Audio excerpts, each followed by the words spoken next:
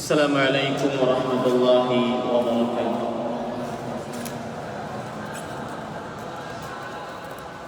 Bismillahirrahmanirrahim.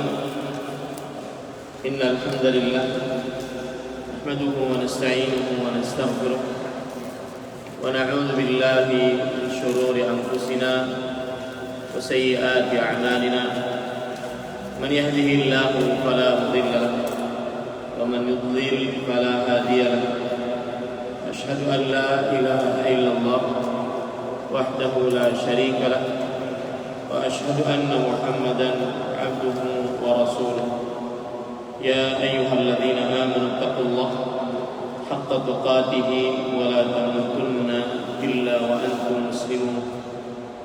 يا أيها الناس اتقوا ربكم الذي خلقكم من نفس واحدة وخلق منها زوجها وبث منهما رجالا كثيرا ونساء واتقوا الله الذي تساءلون به والأرحام إن الله كان عليكم رقيبا. يا أيها الذين آمنوا اتقوا الله وقولوا قولا سديدا يصلح لكم أعمالكم ويغفر لكم ذنوبكم ومن يطع الله ورسوله فقد فاز فوزا عظيما. أما بعد فإن أصدق الحديث كتاب الله وأحسن الهدي هدي محمد صلى الله عليه وعلى آله وسلم وشر الأمور محدثاتها وكل محدثة بدعة وكل بدعة ضلالة wa kulla dhalalatin finnar. Alhamdulillah, kita bersyukur pada Allah Subhanahu wa taala pada hari ini, hari Senin malam Selasa 23 Rabiul Awal 1442 Hijriah. Kita dimudahkan oleh Allah Subhanahu wa taala untuk duduk bersama di Masjid Umar bin Khattab, Pesantren Intan Ilmu Barito Kuala, Kalimantan Selatan, dalam sebuah kajian rutin insyaallah taala membaca kitab Al-Firqatun Najiyah wa Ta'ifah Al-Mansurah, golongan yang selamat, yang ditulis oleh Fadilatul Syekh Muhammad bin Jamil Zainu rahimahullahu ta'ala, ulama Islam abad ke-15 Hijriah, wafat pada tahun 1431 Hijriah. Dan beliau adalah seorang alim yang berasal dari kota Halab, Aleppo di Suriah.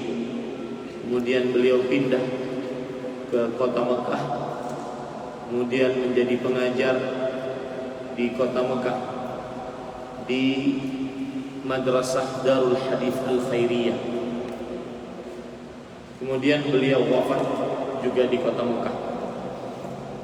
Salawat dan salam semoga selalu Allah berikan kepada Nabi kita Muhammad sallallahu alaihi wa ala alihi wasallam, ada keluarga beliau, para sahabat, serta orang-orang yang mengikuti beliau sampai hari kiamat kelak.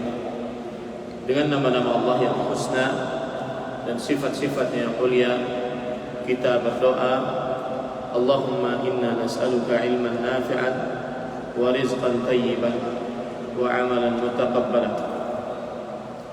Ahibati tullab, hafizakumullah, para santri-santri sekalian yang saya cintai karena Allah, semoga Allah Subhanahu wa taala selalu merahmati kita. Kita memulai kajian ini membaca kitab Al-Firqah An-Najiyah wa Ta'ifah Al-Mansurah, dan yang kita lakukan sekarang ini adalah menuntut ilmu agama. Dan menuntut ilmu agama memiliki adab-adab.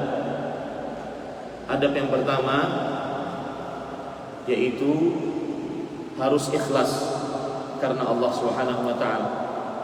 dalam menuntut ilmu agama. Harus ikhlas, hanya berharap ridha Allah Subhanahu wa taala, tidak berharap apa-apa. Rasulullah sallallahu alaihi wasallam bersabda dalam hadis riwayat Imam Ibnu Majah, "Talabul ilmi fariidhatun 'ala kulli muslim." Menimba ilmu agama kewajiban atas setiap muslim. Maka karena dia kewajiban, salah satu syarat mengerjakan kewajiban sampai diterima oleh Allah Subhanahu wa taala adalah harus ikhlas hanya karena Allah Subhanahu wa taala. Tidak ada niatan lain dalam menuntut ilmu kecuali ikhlas.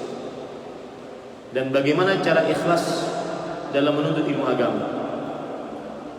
Niatkan di dalam hati mengangkat kebodohan dari dalam diri dan juga dari orang lain. Itulah cara agar ikhlas dalam menuntut ilmu. Mengangkat kebodohan, meniatkan di dalam hati mengangkat kebodohan agar lebih pintar dalam agama, agar lebih berilmu dalam agama. Kebodohan dari diri sendiri. Imam Ahmad rahimahullahu taala berkata, "Talabul ilmi la ya'diluhu syai' idza sahhatin niyyah." Menuntut ilmu agama ibadah yang tidak bisa ditandingi pahalanya dengan apapun jika niatnya benar. Kemudian beliau ditanya, bagaimana niat yang benar dalam menuntut ilmu? Kemudian beliau menjawab, antanwiya fi nafsika raf'al jahli an nafsika wa an ghairi. Engkau meniatkan di dalam dirimu mengangkat kebodohan dari dirimu dan dari orang lain. Maka selalu ketika hadir di majelis ilmu, niatkan yang ikhlas.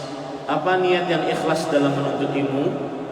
Meniatkan agar lebih pintar dalam agama, agar hilang kebodohan di dalam diri. Kemudian adab yang kedua dalam menuntut ilmu agama adalah menulis. Di dalam menimba ilmu agama, maka seluruh santri sekalian diperintahkan untuk menulis, terutama faedah-faedah yang penting di dalam penimbaan ilmu agama tersebut. Apa saja yang penting maka tulis. Jangan merasa ini tidak penting atau ini sudah saya ketahui. Tidak. Merasa penting, tulislah. Seperti yang saya sudah sebutkan tadi. Yang pertama, adab menuntut ilmu pertama ikhlas. Bagaimana cara ikhlas dalam menuntut ilmu? Mengangkat kebodohan. Berniat mengangkat kebodohan dari dalam diri. Dan saya berharap para santri sediakan buku khusus untuk pelajaran ini. Tidak boleh dicampur dengan buku-buku lainnya. Yang kedua yaitu tadi menulis. Imam Asy-Syafi'i rahimahullah taala berkata, "Al-ilmu saydu wal kitabatu qayduhu. Qayyid suyudaka bil hibalil wathiqah. فمن الحماقة أن تصيد غزالة وتتركها بين الخلائق طالقة." Ilmu itu bagaikan binatang buruan. Bagaikan binatang buruan. Dan penulisannya bagaikan ikatannya. Maka ikatlah binatang buruanmu. Termasuk sikap orang yang dungu, bodoh, tetapi dia tidak tahu dirinya bodoh, yaitu ketika sudah dapat binatang buruan kemudian dia letakkan dan dia lepas, dia tidak ikat. Sama orang yang menuntut ilmu agama, tidak menulis, maka wajib menulis bagi para santri apa saja faedah-faedah penting dalam majelis ilmu. Adab yang ketiga adalah menghadap kepada yang mengajar, tidak berbicara, tidak ngobrol, tidak ketawa ketiwi,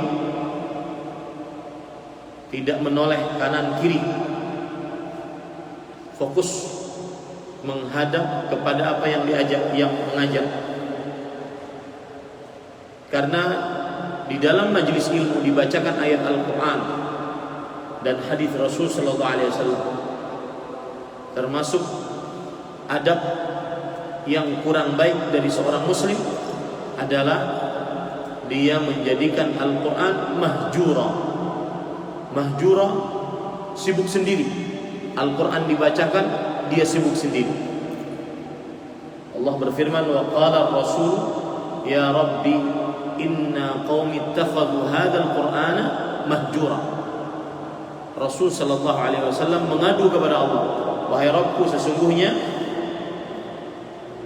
umatku, kaumku menjadikan Al-Quran ini sebagai mahjura. Salah satu makna mahjura adalah dibacakan di hadapannya Al-Quran, dia sibuk sendiri, sibuk ngobrol, sibuk berbicara, sibuk perkara-perkara selain fokus terhadap apa yang disampaikan. Maka hati-hati, adab santri intan ilmu saat majelis ilmu harus benar-benar fokus menghadap kepada yang mengajarkan ilmu, tidak berbicara. Jika ingin keluar, mengangkat tangan, penuh dengan adab. Karena para malaikat saat ini sedang berkumpul bersama orang-orang yang menimba ilmu agama. Rasulullah sallallahu alaihi wasallam bersabda tentang orang-orang yang duduk di rumah-rumah Allah Subhanahu wa taala, maka di dalamnya dia membacakan ayat Al-Quran, memahami ayat Al-Quran tersebut. Di antara mereka, maka para malaikat akan turun meliputi mereka. Rahmat Allah akan sampai kepada mereka. Ketenangan akan mereka rasakan di majelis ilmu. Dan Allah Subhanahu wa taala akan menyebut nama orang-orang tersebut di hadapan para malaikatnya dengan pujian. Majtama'a qaumun fi baitin min buyutillah yatluna kitaballah wa yatadarasuna bainahum illa nazalat 'alaihim sakinah wa ghashiyatuhumur rahmah wa haffathumul malaikah wa dzakarahumullahu fi man 'indah. Tidaklah suatu kaum berkumpul di salah satu rumah dari rumah-rumah Allah Subhanahu wa taala kecuali mereka membaca Al-Quran, memahami Al-Quran di antara mereka, melainkan turun kepada mereka ketenangan. Mereka diliputi kasih sayang dari Allah. Para malaikat berkumpul bersama mereka dan Allah menyebut nama mereka di hadapan para malaikat sebagai bentuk pujian. Jangan ada yang bercanda menatap kepada siapa yang mengajari ilmu di majelis ilmu tersebut. Ini beberapa adab yang harus diperhatikan para santri sekalian. Ikhlas beribadah dalam menimba ilmu agama hanya karena ingin pahala dari Allah. Kemudian menulis apa yang disampaikan dari hal-hal yang penting dalam majelis ilmu. Kemudian fokus menghadap, mendengarkan orang yang mengajari ilmu agama. Baik, kita akan langsung membaca kitab yang sudah dibagikan, dan ini jangan sampai hilang. Hilang disuruh beli lagi nanti. Ini sudah digratiskan bagi para santri jangan sampai hilang. Wal qari' al-akh Rafif Iqra. Bagian 1, golongan yang selamat. Allah Subhanahu wa taala berfirman, A'udzu billahi minasyaitonir rajim. Wa'tasimu bihablillahi jami'an wa la tafarraqu. Yang artinya, dan berpeganglah kamu semua kepada tali agama Allah, dan janganlah kamu bercerai-berai. Al-Qur'an surah Al-Imran ayat 103. Perhatikan, ahibati tullab hafizakumullah, para santri sekalian yang saya cintai karena Allah. Yang dimaksud bagian 1, golongan yang selamat. Maksudnya di sini adalah golongan yang selamat masuk ke dalam surga dan dijauhkan dari api neraka. Itu yang dimaksud. Golongan yang selamat masuk ke dalam surga dan dijauhkan dari api neraka. Dan semua dari kita menginginkan hal itu. Masuk ke dalam surga, jauh dari api neraka. Dan ingat, masuk ke dalam surga dan jauh dari api neraka ini adalah kesuksesan yang hakiki.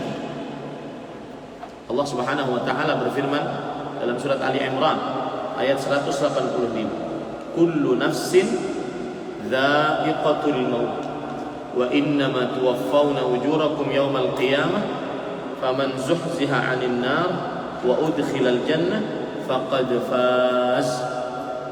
Setiap yang bernyawa pasti merasakan kematian.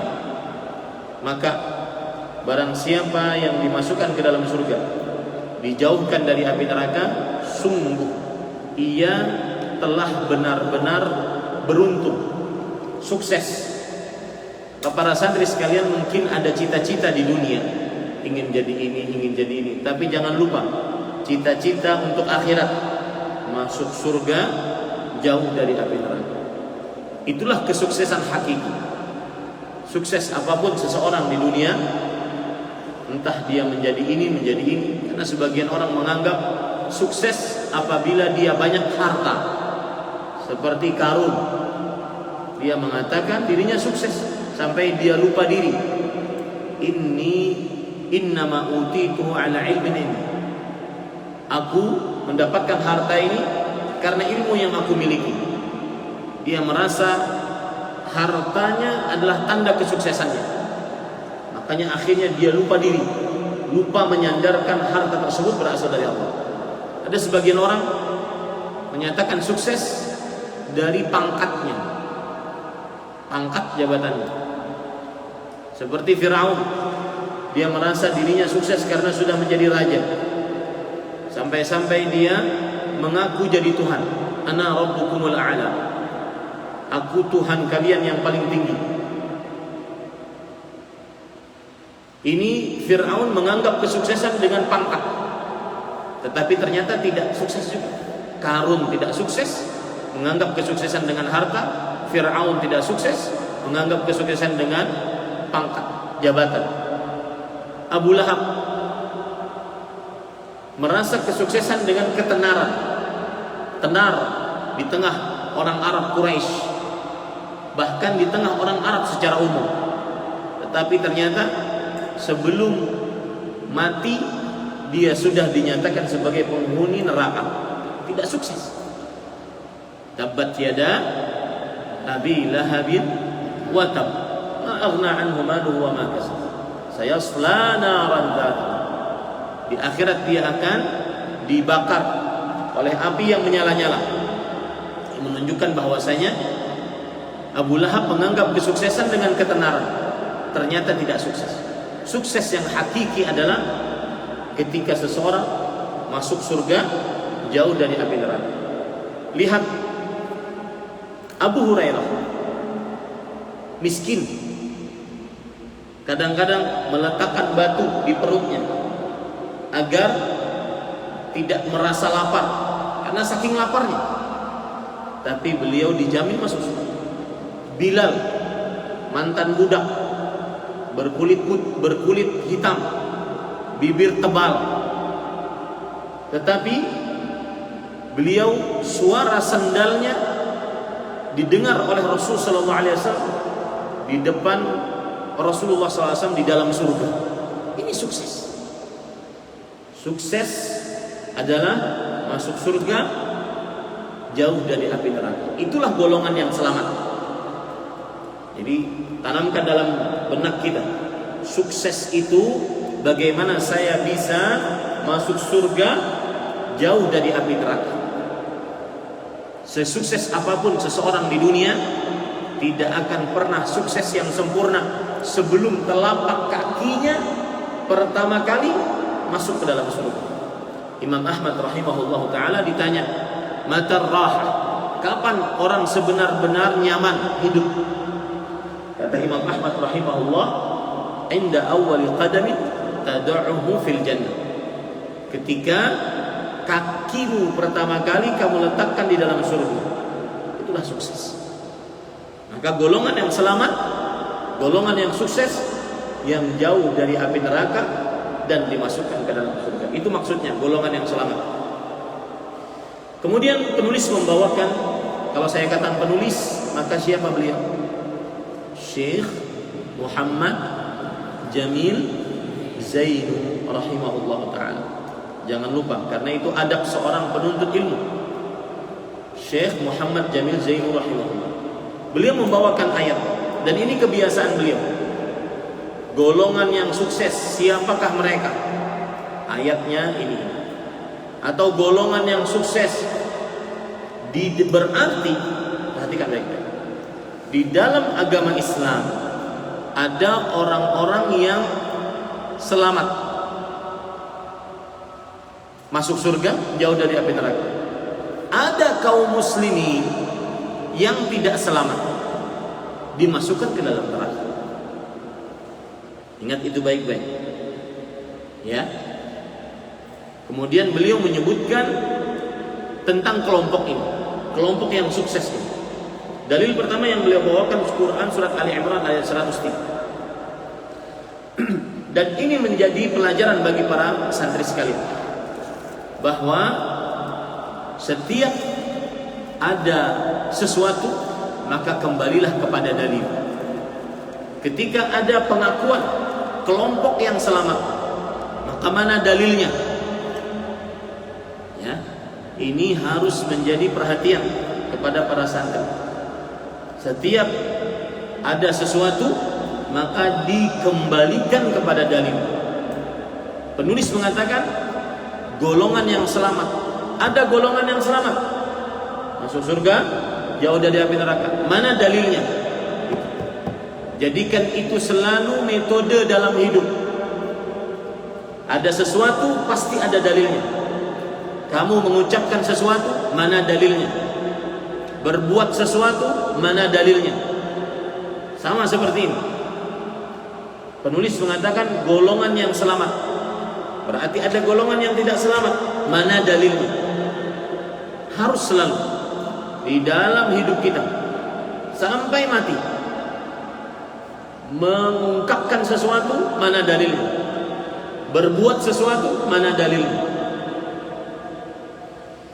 Dalilnya Quran surat Ali Imran ayat 103. Allah berfirman yang artinya, dan berpegang teguhlah kalian seluruhnya kepada tali atau agama Allah.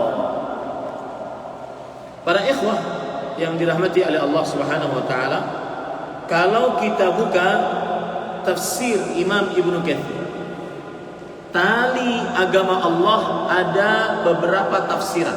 Satu, perjanjian Allah.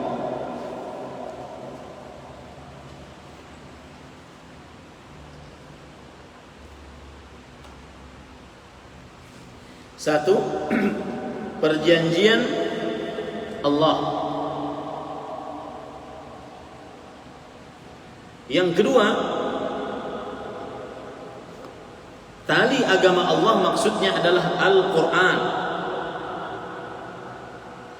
Sebagaimana hadis dari Ali bin Abi Thalib radhiyallahu anhu, bahwa Rasulullah sallallahu alaihi wasallam bersabda, huwa hablullahil matin wa siratuhul mustaqim. Al-Quran adalah hablullah, tali agama Allah yang kuat dan jalan Allah yang lurus.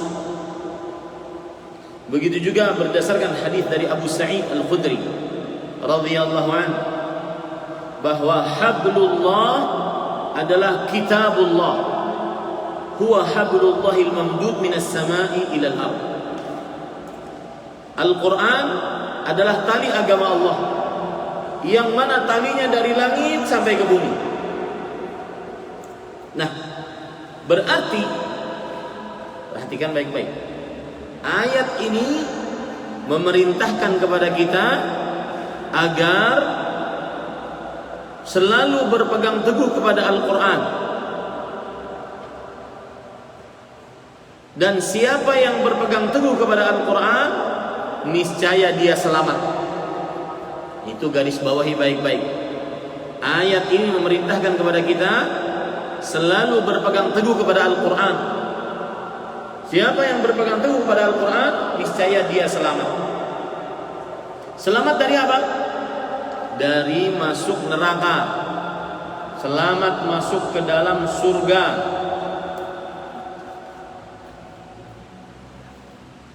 Kemudian selamat juga didapati dari tercerai-berai. Siapa yang berpegang teguh kepada Al-Quran, dia akan selamat dari perpecahan. Ini juga makna selamat. Berpegang teguh dengan Al-Quran, dia akan selamat dari berpecah belah. Dia akan selamat dari berpecah belah. Nah, jadi ayat ini sekali lagi memberikan pelajaran kepada kita apa? Barang siapa yang berpegang teguh kepada Al-Quran, hukum-hukum Al-Quran, maka dia akan selamat. Selamat apa? Selamat masuk surga, jauh dari api neraka. Kemudian selamat apa? Selamat tidak tercerai-berai, selamat selalu bersatu. Nah, iqra. ولا تكونوا من المشركين من الذين فرقوا دينهم وكانوا شيعا كل حزب بما لديهم فرحون. Dan janganlah kamu termasuk orang-orang yang mempersekutukan Allah, yaitu orang-orang yang memecah belah agama mereka, dan mereka menjadi beberapa golongan. Tiap-tiap golongan mereka bangga dengan apa yang ada pada golongan mereka. Ar-Rum ayat 31 sampai 32. Para ikhwan yang dirahmati oleh Allah Subhanahu wa taala, ayat ini Ar-Rum ayat 31 32, ketika Allah berfirman, dan janganlah kamu termasuk orang-orang yang mempersekutukan Allah, yaitu orang-orang yang memecah belah agama mereka. Perhatikan baik-baik. Pelajaran dari ayat ini adalah kesyirikan memecah belah kaum muslimin. Kesyirikan memecah belah kaum muslimin. Dan juga pelajaran dari ayat ini adalah kesyirikan membuat seseorang tidak selamat. Kesyirikan membuat seseorang tidak selamat. Jadi apabila ada perbuatan kesyirikan di tengah masyarakat, maka itu pasti memecah belah kaum muslimin. Karena kaum muslimin bersatu di dalam beriman kepada Allah Subhanahu wa taala. Kemudian Allah berfirman yang artinya, yaitu orang-orang yang memecah belah agama mereka, dan mereka menjadi beberapa golongan. Tiap-tiap golongan merasa bangga dengan apa yang ada pada golongan mereka. Para ikhwan yang dirahmati oleh Allah, buruknya perpecahan adalah setiap golongan merasa bangga dengan golongannya. Buruknya perpecahan, setiap golongan merasa bangga dengan golongannya.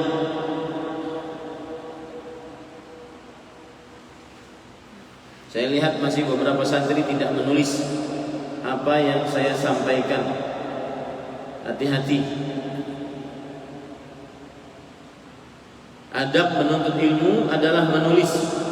Biasakan. Jangan bermain-main di majelis ilmu. Apa yang penting ditulis. Berusaha fokus dengan apa yang disampaikan.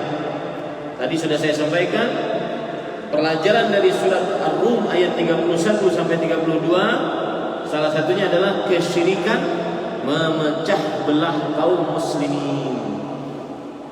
Karena awalnya manusia itu satu.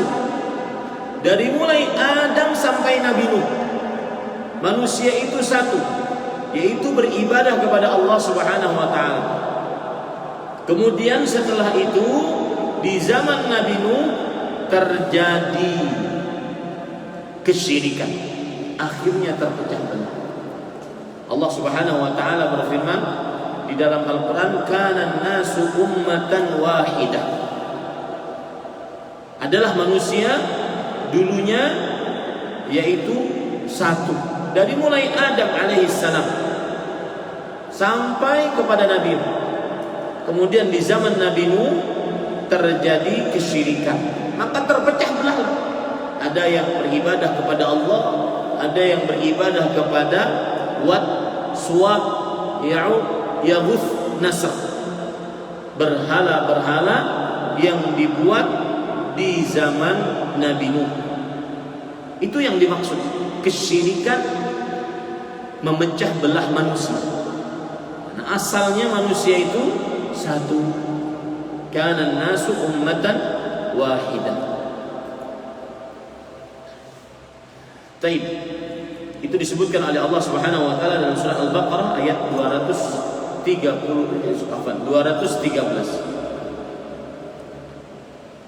Kemudian pelajaran dari surah Ar-Rum ayat 31-32 juga, bahwa setiap golongan akan mengaku yang lebih baik daripada yang lainnya. Aqilah, mantap tuh. Enggak nulis? Tulis. Setiap golongan akan mengaku yang lebih baik darinya, mengaku yang lebih baik dari golongan lainnya. Nah, pelajar Iqra. Nabi sallallahu alaihi wasallam bersabda, "Usikum bi taqwallahi azza wa jalla was-sam'i wat-tha'ati wa in ta'ammara 'alaikum 'abdun habasyiyyun wa innahu man ya'ish minkum fasayara ikhtilafan katsiran wa 'alaikum bi sunnati wa sunnatil khulafa'ir rasyidin al-mahdiyyin tamassaku biha wa 'addu 'alaiha bin nawajid wa iyyakum muhdatsatil umur fa inna kulla muhdatsatin bid'atun wa kulla bid'atin dhalalatun wa kulla dhalalatin finnar." Aku wasiatkan padamu agar engkau bertakwa kepada Allah, patuh dan taat, sekalipun yang memerintahmu adalah seorang budak Habsyi. Sebab barang siapa hidup lama di antara kamu, tentu ia akan menyaksikan perselisihan yang banyak. Karena itu, berpegang teguhlah pada sunnahku dan sunnah khulafa ar-rasyidin yang mereka itu mendapatkan petunjuk. Pegang teguhlah ia dan gigitlah dengan gigi geraham, dan hati-hatilah terhadap setiap perkara yang diada-adakan, karena semua perkara yang diada-adakan itu adalah bid'ah. Setiap bid'ah adalah sesat, dan setiap yang sesat tempatnya di neraka. Hadis riwayat An-Nasa'i dan At-Tirmidzi. Ia berkata hadis hasan sahih. طيب قبل أن نستمر في الدرس على المؤذن فليؤذن. من المؤذن؟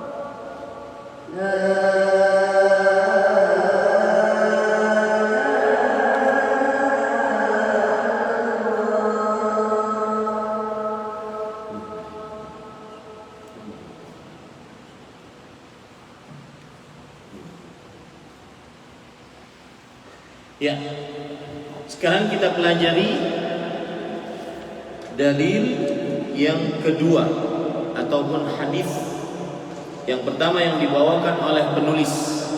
Ini juga menjadi pelajaran bagi para santri bahwa apa saja yang kita ucapkan kita dalili dari Al-Quran kemudian dari hadis. Biasakan apapun yang kita perbuat kita dalili dari Al-Quran kemudian dari hadis.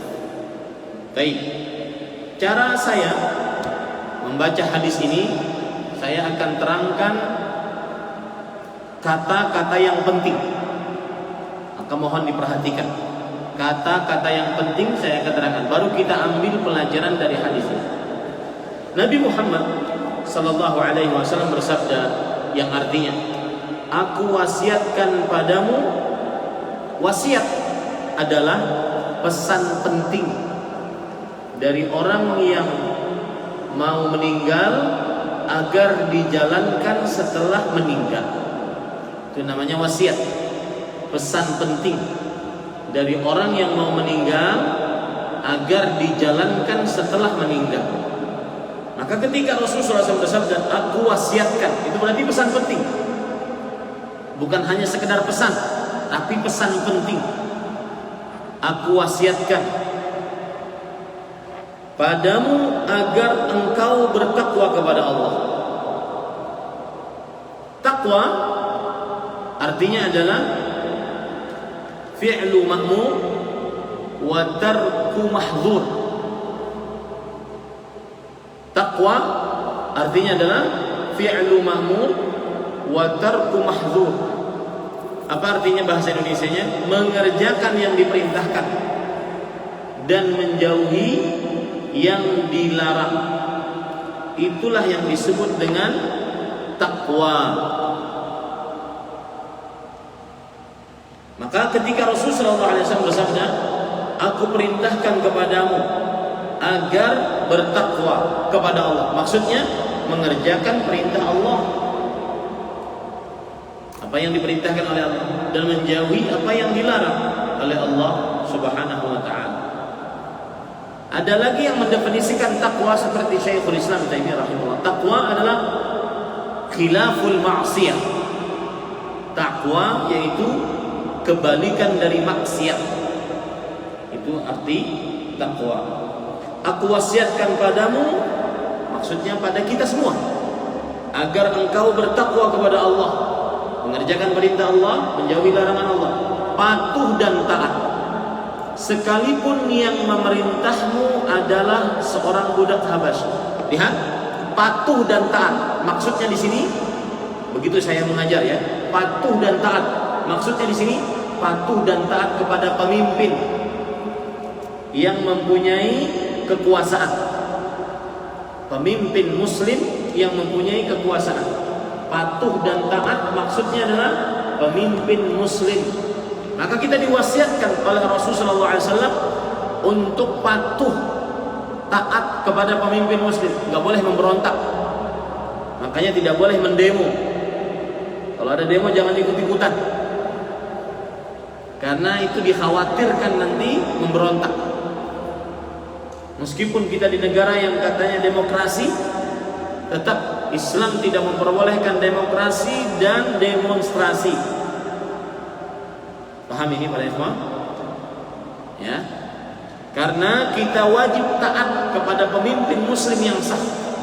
Jadi maksudnya patuh dan taat di sini pada pemimpin.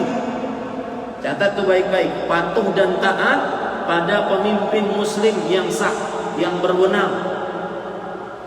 Sekalipun yang memerintahmu adalah seorang budak Habsyi. Memerintahmu maksudnya di sini adalah memimpinmu, menjadi kepala negara.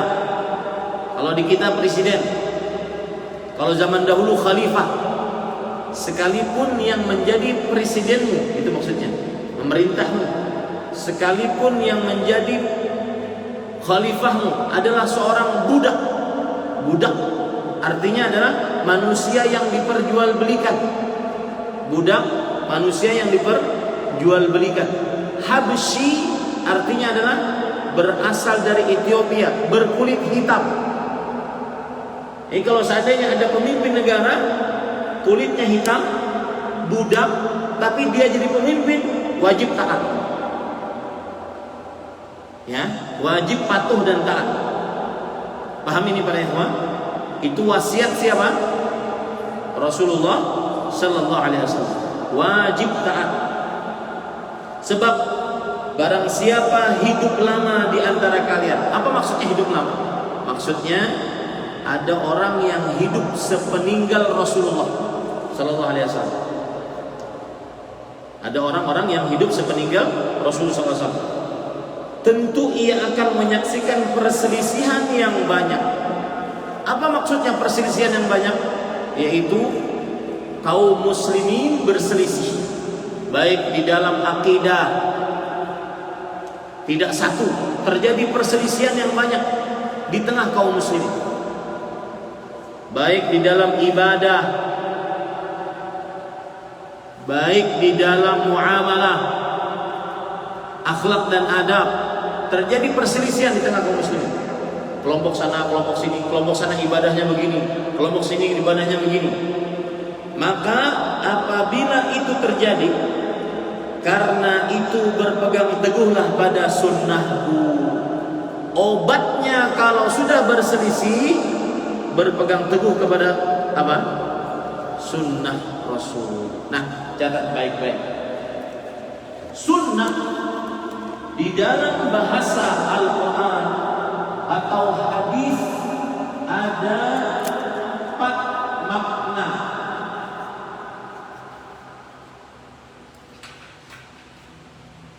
Sunnah di dalam bahasa Al-Quran atau hadis ada 4 makna.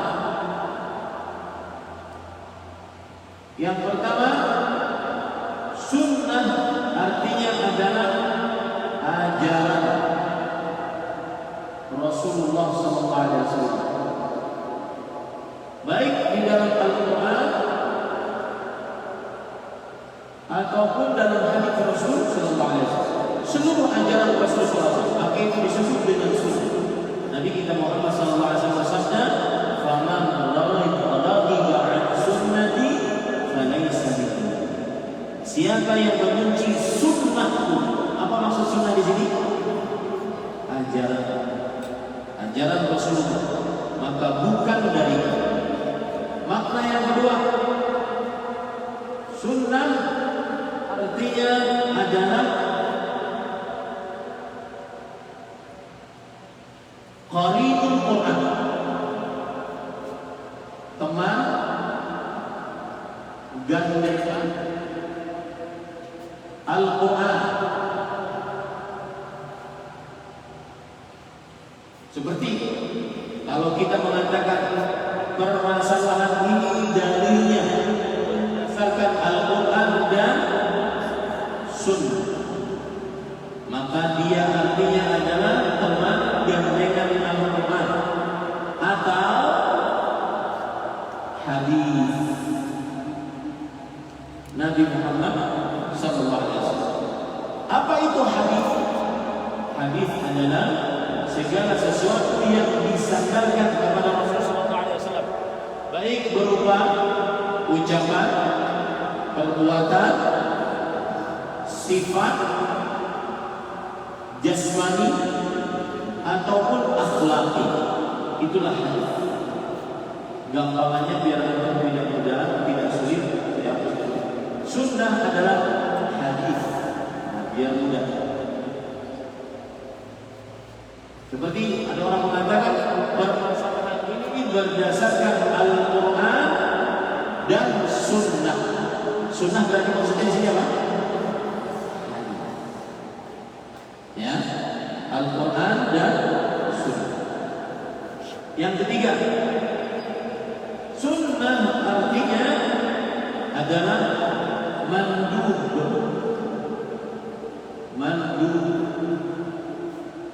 Apa arti mandub?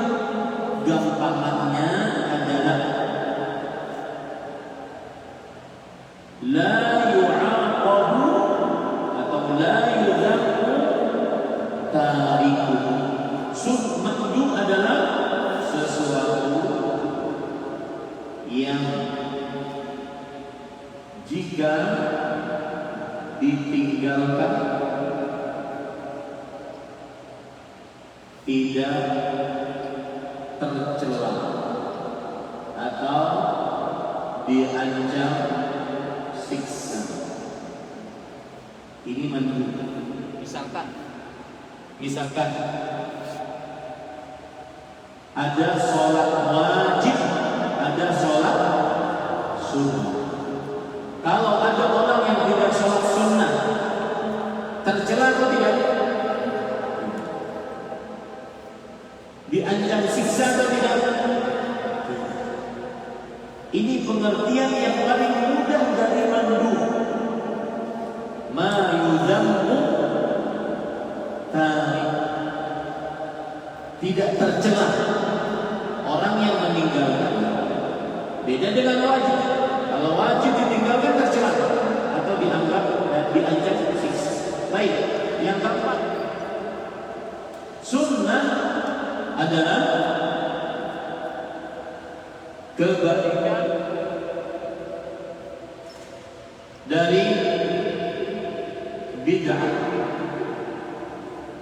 Kebalikan dari bid'ah. Itu arti penyebutan sunnah di dalam ayat-ayat Al-Quran atau hadis-hadis Rasul sallallahu alaihi wa ala alihi wasallam.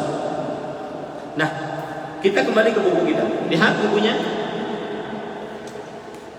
Karena itu berpegang teguhlah pada sunnahku. Dari 4 arti, yang mana yang dimaksud? Man yujib yarfa' yadah. Oke. Nomor 1. Karena itu berpegang teguhlah pada ajaran. Betul. Sunnah yang dimaksud adalah ajaran.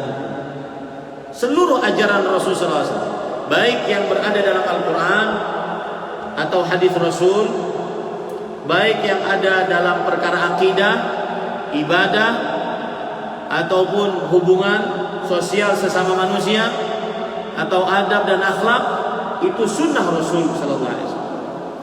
Nah, ini berarti Nabi Muhammad SAW berwasiat, kalau terjadi perselisihan, obatnya apa?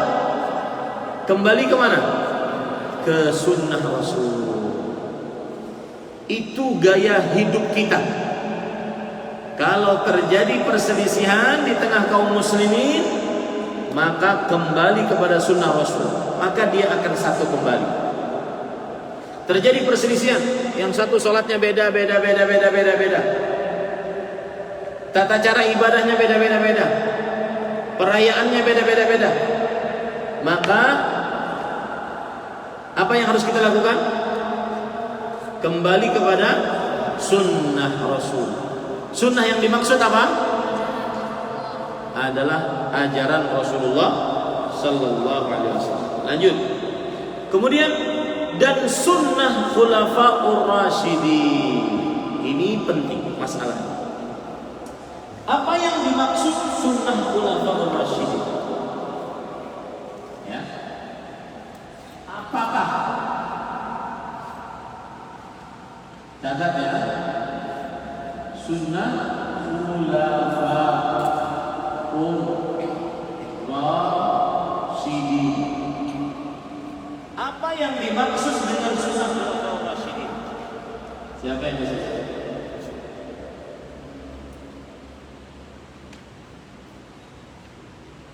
Sunnah khulafaur rasyidin. Jadi kalau terjadi perselisihan yang banyak, tugas kita yang pertama apa?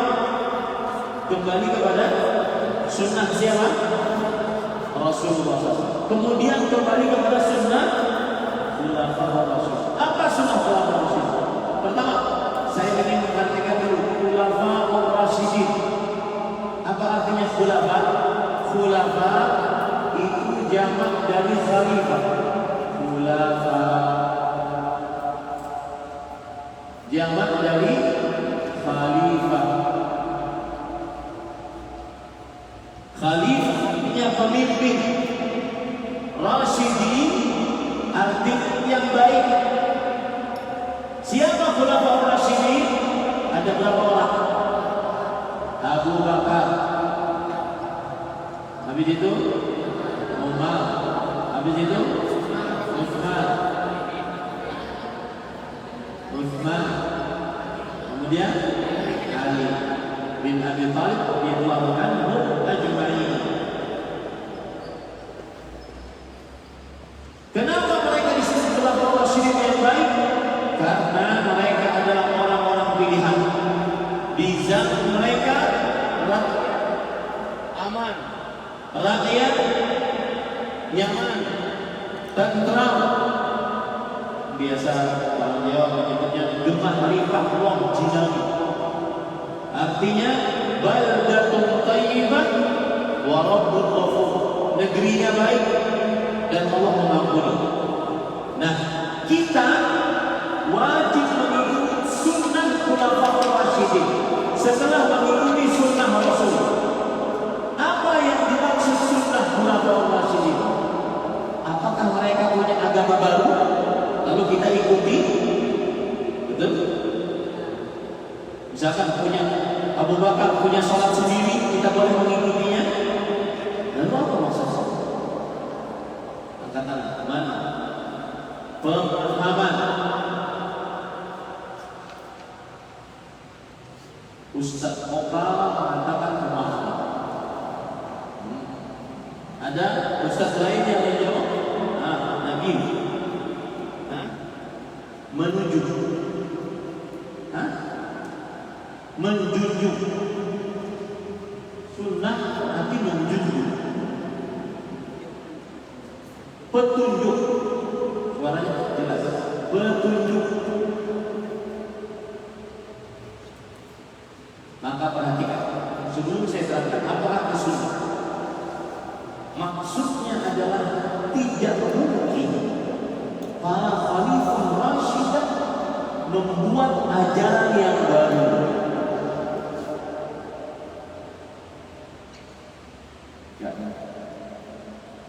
Membuat agama baru lalu kita ikuti dengan dalil sunnah khulafaur rasyidin. Membuat salat baru lalu kita ikuti dengan dalil sunnah khulafaur rasyidin. Saya beri contoh. Di zaman Nabi, azan salat Jumat cuma 1 kali.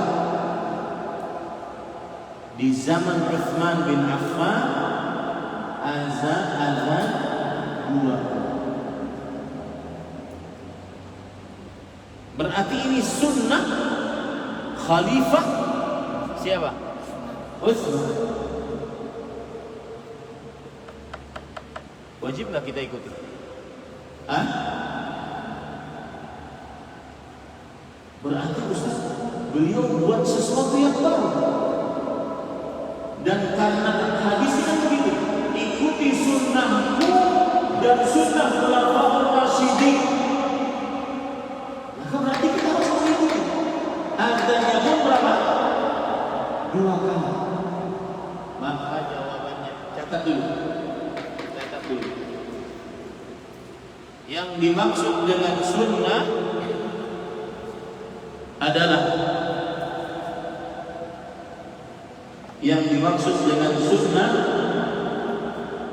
Khulafaur Rasyidin adalah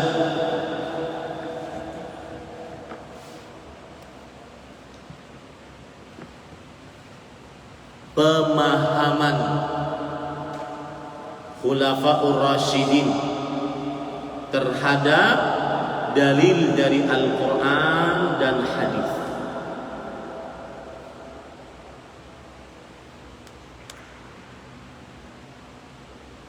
Yang dimaksud dengan sunnah Khulafaur Rasyidin adalah pemahaman terhadap dalil dari Al-Quran dan hadis oleh para khalifah Abu Bakar, Umar, Utsman, Ali radhiyallahu anhu.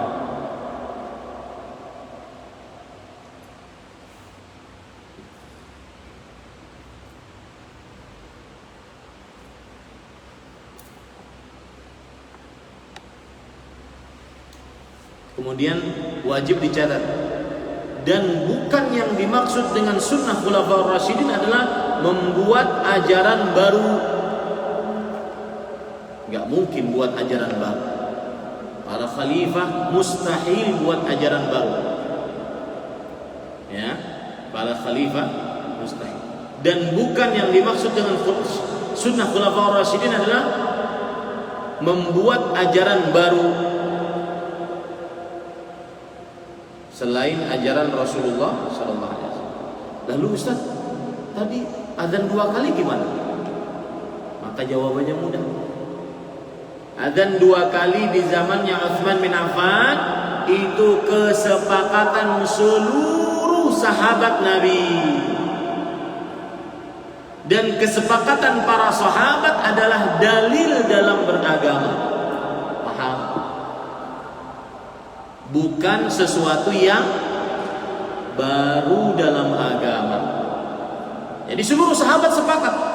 Karena Utsman bin Affan radhiyallahu anhu melihat pada waktu itu kalau azannya cuma sekali, banyak yang terlambat sholat Jumat. Maka beliau 1 jam sebelum azan Jumat beliau azan, menyuruh muadzin. Muadzinnya di mana? Di pasar. Dulu tidak ada pengeras suara. Kalau azannya pas Jumat saja, maka apa yang terjadi? Banyak yang terlambat sholat Jumat. Makanya beliau azannya 2 kali, dan itu istihad beliau, dan itu disepakati oleh para sahabat. Buktinya tidak ada yang mengingkarinya. Maka itulah sunnah Khulafaur Rasyidin, sunnah Khalifah Utsman bin Affan. Ya, tapi Ustaz, kalau sekarang berarti kita azannya 2 kali, enggak perlu. Kenapa? Karena alasannya sudah hilang. Kita sudah banyak mikrofon, pengeras suara, cukup sekali kembali kepada sunnah siapa? Sunnah siapa? Rasulullah sallallahu alaihi wasallam. Paham ini para ikhwan? Kemudian lanjut. Pegang teguhlah ia dan gigitlah dengan gigi geraham. Jadi maksudnya gigi geraham ini. Pegang teguh, maksud gigit. Menunjukkan apa? Benar-benar harus kuat. Pegang teguh, gigit, gak boleh lepas. Harus kuat. Ya, siapa saja yang mencela, yang menghina, harus kuat. Biarin orang menghina. Celana di atas 2 mata kaki, biarin orang menghina. Ini sunnah Rasul. Ya, berjilbab panjang, kemudian bercadar, biarin orang menghina. Entah dihina ninja, entah dihina apa. Itu maksudnya pegang, gigit dengan gigi geraham. Artinya benar-benar dipegang. Terus lihat bukunya. Dan hati-hatilah terhadap setiap perkara yang diada-adakan. Maksudnya ibadah atau amalan-amalan yang dianggap amalan-amalan yang baru, yang belum ada petunjuknya dari Rasulullah SAW. Ya, karena semua perkara yang diada-adakan itu adalah bid'ah. Sedang setiap bid'ah adalah sesat, dan setiap yang sesat tempatnya di dalam neraka. Ya, amalan-amalan yang baru yang belum ada contohnya dari Rasul, maka disebut bid'ah. Setiap bid'ah sesat. Setiap kesesatan tempatnya di mana? Di neraka. Hadis riwayat An-Nasai, At-Tirmidzi, dan ia berkata hadis hasan sahih. Catat, apa maksud hasan sahih? Catat. Maksud hasan sahih adalah hasan dari satu riwayat, sahih dari riwayat yang lain.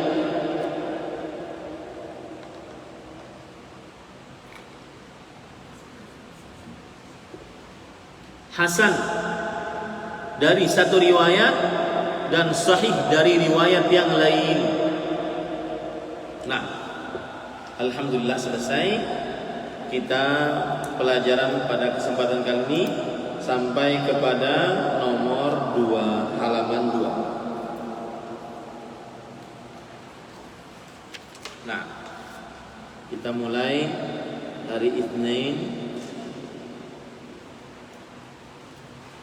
23 Rabiul Awal. Nah, siapa yang ingin bertanya? Tafadhol bil mikrofon ya.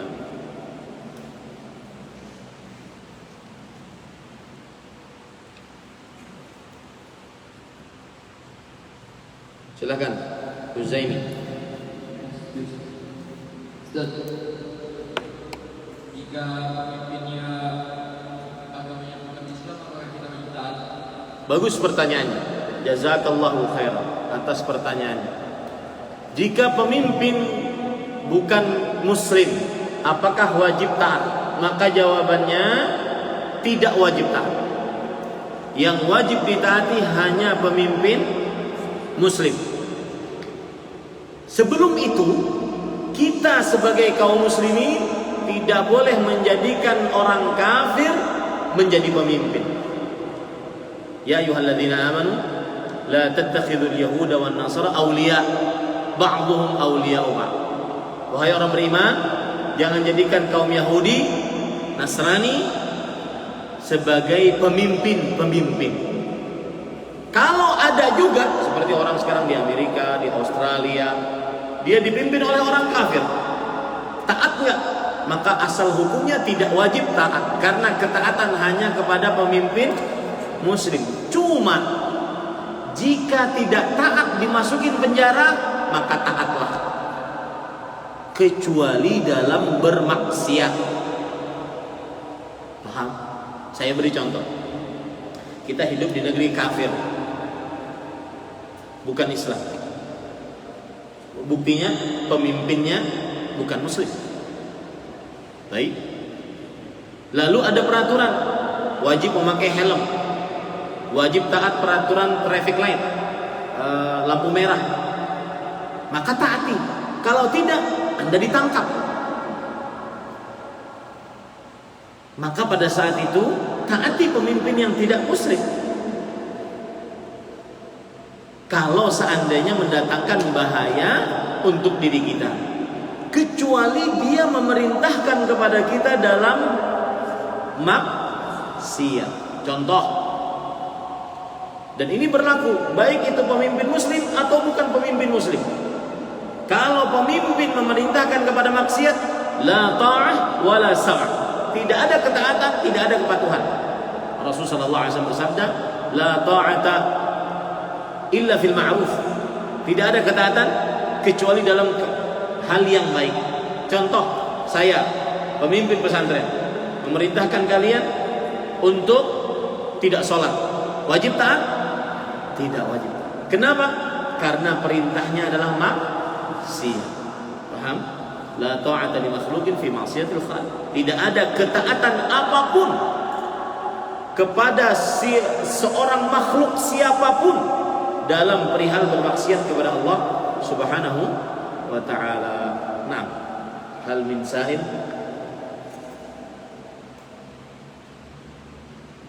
Hal min sa'ilin ghairihi?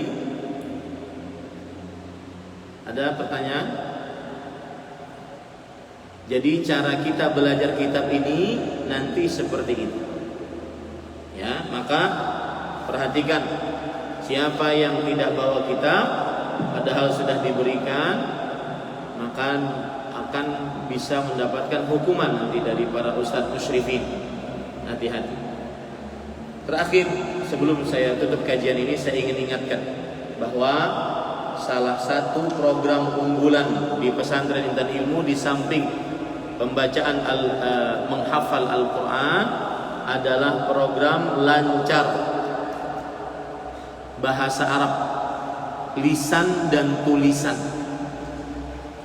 Oleh karena itu, saya masih melihat para santri terutama kelas 8 masih berbicara dengan selain bahasa Arab, bahkan dengan bahasa Banjar. Maka saya umumkan dari sekarang, ada pengadilan bahasa nanti, ada mahkamatul lughah, pengadilan bahasa. Tunggu saatnya. Paham tuh? Kita akan sebar jasus mata-mata yang berbicara terutama pakai bahasa Banjar, pelanggaran berat dan bisa kena poin. Hati-hati ya.